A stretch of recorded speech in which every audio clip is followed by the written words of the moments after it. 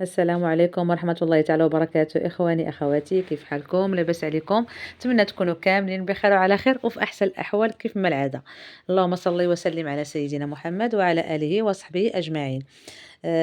خوتي اليوم درت لكم واحد البسبوسة اللي أنا أكيدة أنها غتعجبكم، لأن هاد البسبوسة ما كتحتاج لا تكون مسقية، ما كتحتاجش نسقيوها لا حتى شي حاجة، ولكن كتجي هشيشة وكتذوب في الفم مع أنها ما مسقياش، ولكن كتجي رطبة وهشيشة. كتجي تقدروا تقولوا أنها خلط ما بين البسبوسة وما بين الكيكة، ولكن هذه أحسن من الكيكة وأحسن من البسبوسة. كتجي رائعة ولذيذة. نتمنى خوتي أنكم تجربوها، وإلا جربتوها وعجبتكم ما تنسونيش من اللايكات ديالكم والتعاليق الزوينين دائما اللي كتشجعني دائما باش نعطي اكثر واكثر.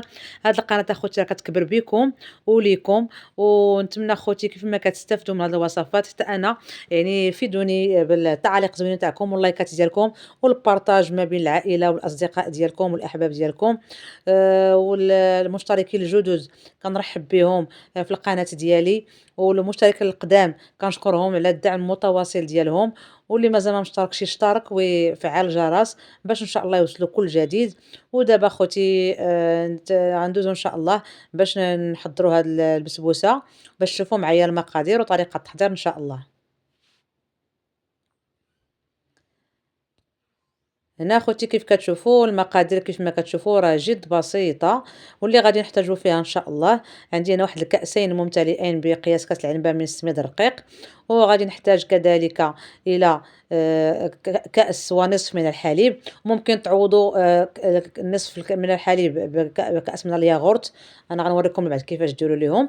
عندي هنا كأس الا ربع من الدقيق الابيض، وعندي كأس الا ربع من الزيت، وكأس الا ربع من السكر حبيبات، وبيضتان، وملعقة كبيرة من الخل الأبيض. وعندي هنايا كيسين من خميرة الحلويات من فئة 8 غرام، وعندي كيس من سكر فانيليا.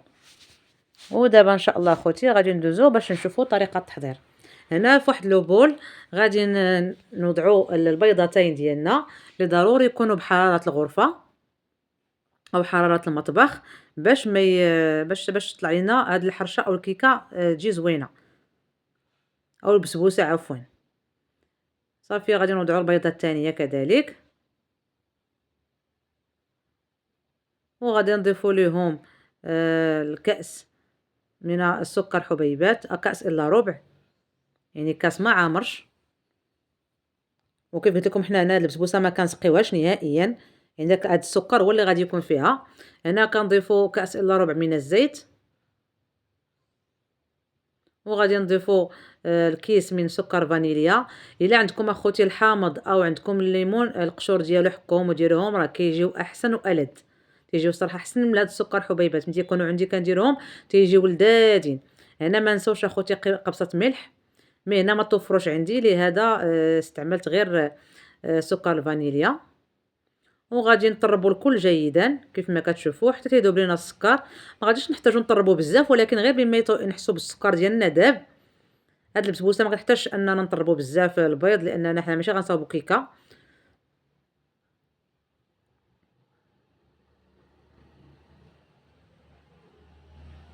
جربوا اخوتي هاد البسبوسه، انا اكيده انكم جربتوها تولي معتمده عندكم، ما بقاش غادي تستغناو عليها نهائيا. صافي هنا بعد ما طربت الكل جيدا غادي نضيف كأس من كما قلت لكم من الحليب. قلت لكم هنايا ضيفوا كأس ونصف من الحليب، او الا كان عندكم الياغورت او الرايب ضيفوا كاس ديال الحليب، وداك النصف ضيفوه يكون يعني دانون مسوس الا كان عندكم، او دانون يعني بالسكر. هنا كيف كتشوفوا هذا راه نص كاس ديال الرايب، كان عندي الرايب.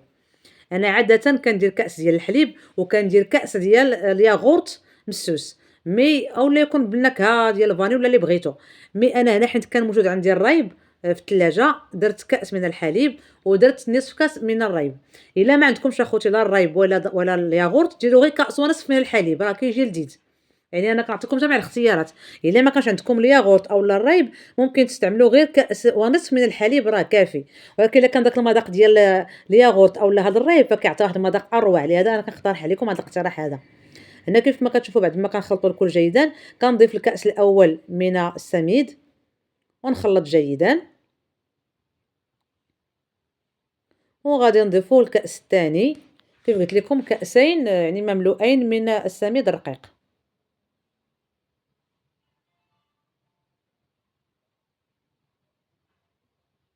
صافي أصلا هذيك الزليفة أنا راه يعني عابرة فيها 2 كيسان، يعني 2 كيسان كاملين.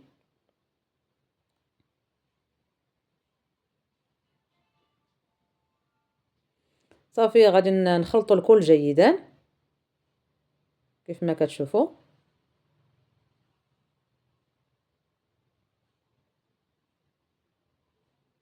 من بعد غادي نضيفوا داك الكأس الا ربع ديال كما قلت لكم ديال الدقيق الابيض.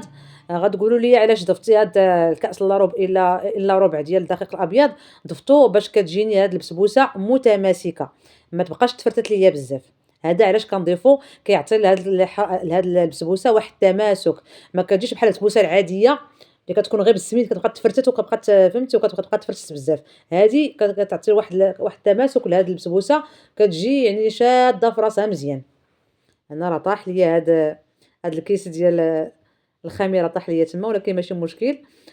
كيف شفتوا هنا ضفت دوك الكيسين من خميره الحلويات من فئه 8 غرام، المجموع ديالهم 16 غرام. ممكن تستعملوا حتى اللي من فئه 14 غرام. صافي غادي نخلط الكل جيدا كيف كتشوفوا. وهنايا غادي نضيف اخيرا ملعقه كبيره من الخل، كتعطي واحد الهشاشه حتى هي لهاد البسبوسه ديالنا.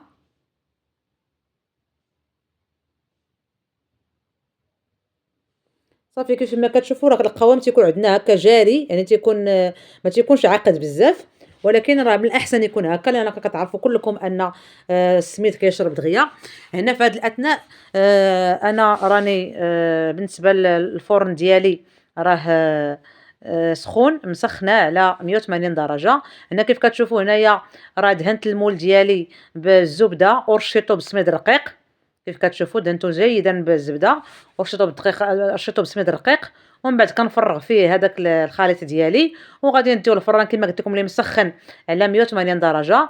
غادي نشعل ليه غير من التحت حتى يبانوا ليا الجوانب تحمروا، عاد بدات الحموريه كطلع مع الجوانب، عاد غادي نشعل عليه ان شاء الله من الفوق. ومن بعد ان شاء الله نتلاقاو ملي يطيب باش نشوفوا كيفاش كيجي.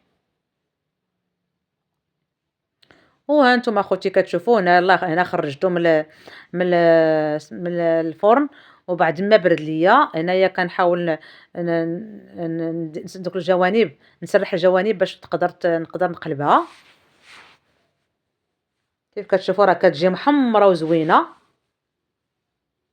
صافي هنايا بعد ما وضعتها في صحن التقديم، هنا كيف كتشوفوا راني هنايا وضعت كنوضع عليها هذاك الكونفيتور ديال الليمون اللي كنت خدمت معكم، كنت وجدت معكم في واحد الفيديو قبل. دابا نخلي لكم الرابط في اول تعليق باش تشوفوا الطريقه اللي بغى يوجد هذا الكونفيتور ديال الماندارين اللي بغى يوجدوا. راني غنخلي لكم ان شاء الله الرابط في اول تعليق باش تشوفوه. راه كيجي تا هو لذيذ وغزال، وبزاف الناس صراحه اللي صاوبوه وقالوا لي انه جا رائع وعجبهم بزاف. هنا كيف ما كتشوفوا بعد ما دهنت داك سميتو داك الكونفيتور ديال المندارين، سمحوا لي ديال المندارين. هنايا كنرش بشويه ديال الكوك، ممكن ترشوه بكاوكاو كوم كاسيلا عندكم، ترشوه باي حاجه بغيتو. انا هنايا رشيتو غير بهذا الكوك. كتعرفوا ان الليمون كيجي مع الكوك زوين، والمذاق ديال المندارين كيجي زوين مع الكوك ومع هاد البسبوسه، صراحه جا رائع.